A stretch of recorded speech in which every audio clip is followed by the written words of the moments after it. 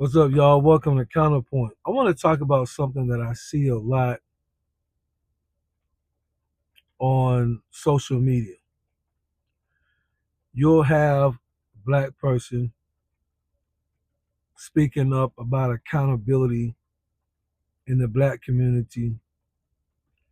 You'll have a black content creator saying that they don't believe or do believe something contrary to what we'll say the majority of blacks on social media seem to go with.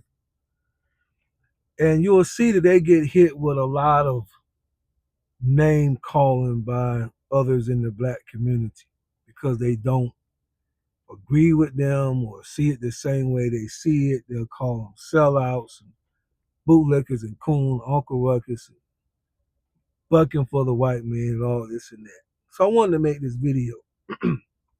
And I wanted to just remind people of what they should already know, and that is a lot of our perspectives of life comes from the environment that we were raised around, the environment that we have been around as we became adults, and how we was raised by our parents or the lack thereof, whichever way. All of that goes to shape and form the world that we live in. Let me give you an example. When I was born, my father had been in the army for a year. So immediately we was in Germany, and we was in Fort Bragg, then we was in Panama, then we was in Missouri. That's where he ended his military career. That's where I started my journey from Missouri. So I was the first two countries that I was in, Germany, even though I was really young, Germany and Panama, I got to see a lot of things that a lot of the average person just would not see. Plus my own experience as an adult through military and other things. I've been exposed to some things that shape the way that I think. But I watched my father. This is a God's honest truth. My dad's next birthday, he'll be 70 years old. I ain't got a lot of y'all. I don't know y'all from a can of paint. Y'all don't know me. I believe I'm telling you the truth. I ain't got nobody matters than nobody, right?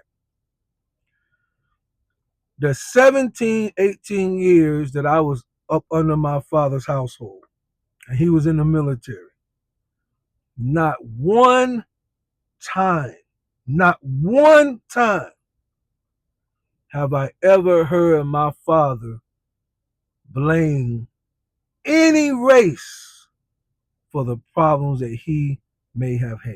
Not one. I never heard my dad say not one time that Asian man, that white man, that I mean he would use those words, but not in a way where he was expressing they're the reason why I can't be where I am. Not one time in the 18 years that I was with my father.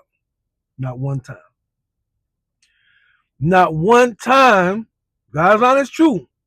He retired 20 years in the army. Not one time did I ever hear my dad make an excuse or complain about work. Not one time. And I would get up to go to school, and my dad would be coming in from PT, physical training, and he would be about to shine his boots, sweat on his shorts, sweat on his shirt, get ready to shine his boots to get ready to go to work. Not one time did I hear her complain about work or make excuses or any of that. He had so much leave time by the time he actually retired, he probably could have took the last 2 years off and not even went to work. He didn't call in. He very rarely got sick. I don't remember any. I mean, I'm sure he did, but it don't come to my mind. This is how I'm raised. in Germany as a kid, in Panama, seeing 8, 9-year-old kids when you leave the base and go into Panama, seeing 8, 9-year-old kids get in front of your car, and then one of them will come over to ask can they wash your windows with a little dirty Windex bottle and some newspaper, but they know you're not gonna run them over, so you kind of gotta keep moving so they can't block you in. You just give them at that time, you just give them 50 cents, 25 cents. They'll move out the way. You give them 50 cents, tell them don't wash it. Sometimes they'll start washing all of that. So when I was 12 and I want something, and my dad say, go get the lawnmower, I put gas in it, go walk down the street, start cutting grass, get you some money for whatever you want. I'll give you a little allowance money. Anything on top of that, you gotta go work for. That's what I did. I understood at 12 work. I seen it. 8, 6, 7, 8-year-old Panamanian boys. I seen it. When I started playing sports, middle school going into high school, my dad told me,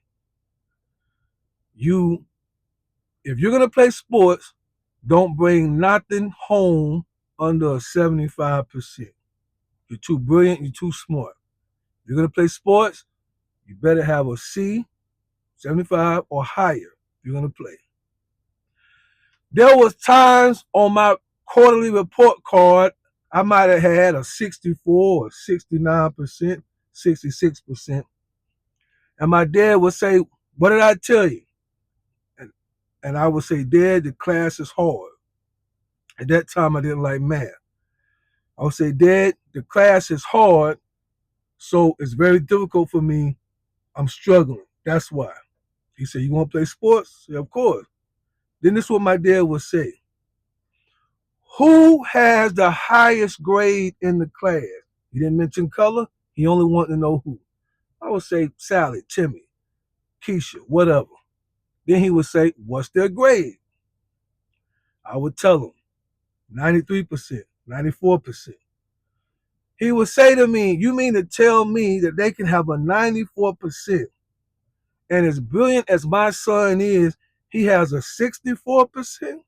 That's what you mean to tell me? And of course I'm young, so I'm about to say something that I don't realize he's going to use against me. I say, yeah, Dad, but probably all they do is go home and study. They don't play sports like me. My dad said, I know. So if you're telling me that Ted, Tommy, Keisha, whoever got a 94%, I'm going to allow you to be 2 under that.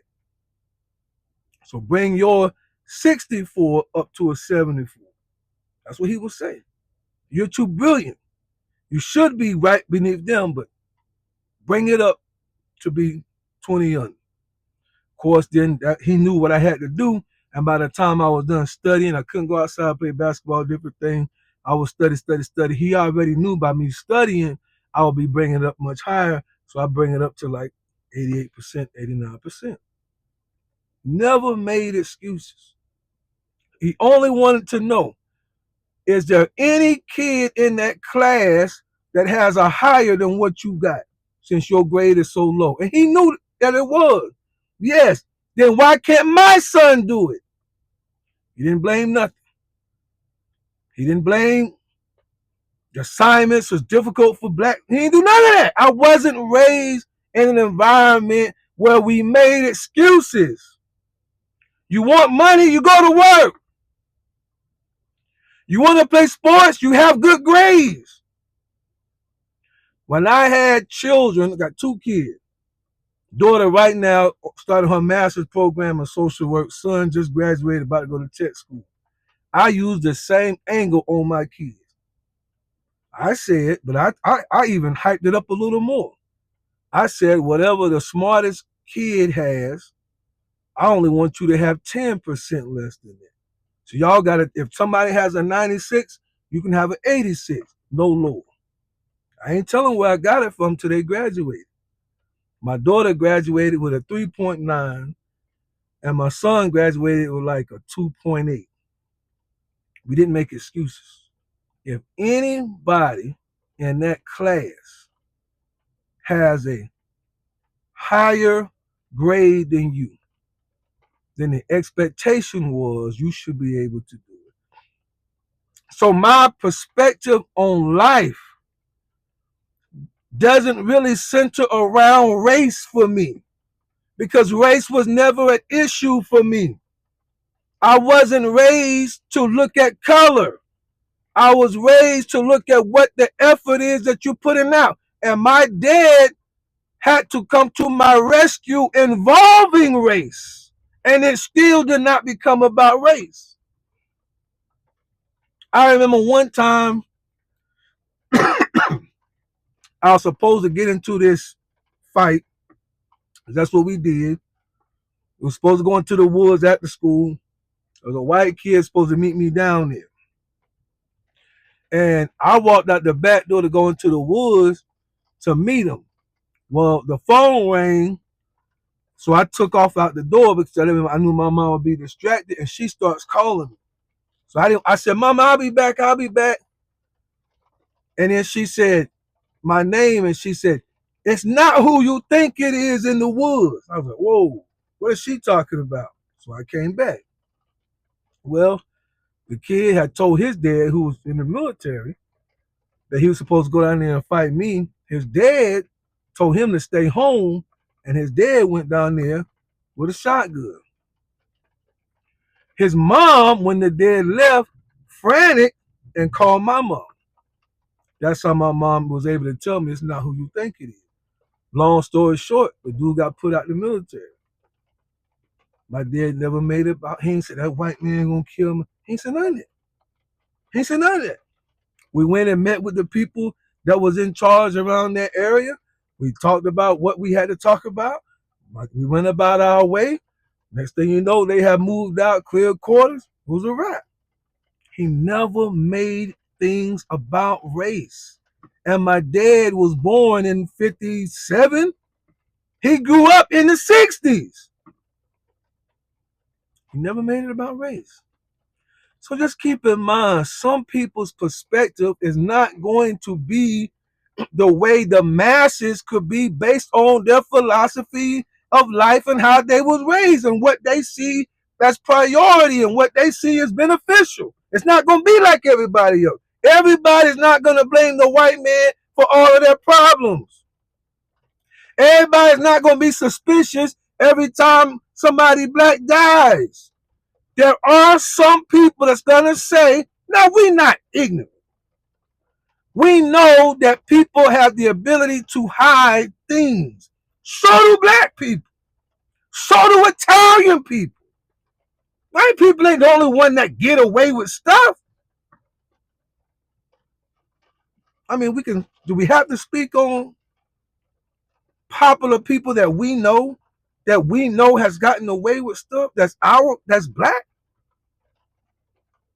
We're not oblivious to the fact that people have the ability to hide, to rearrange. But at the same time, as I've said on other videos, this ain't 1955.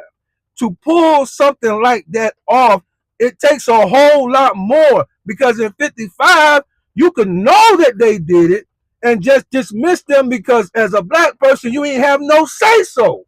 We ain't living there no more. Now you got to have evidence.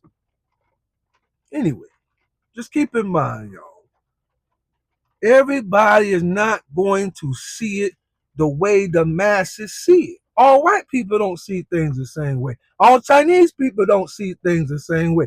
Based on how you was raised, where your life has taken you.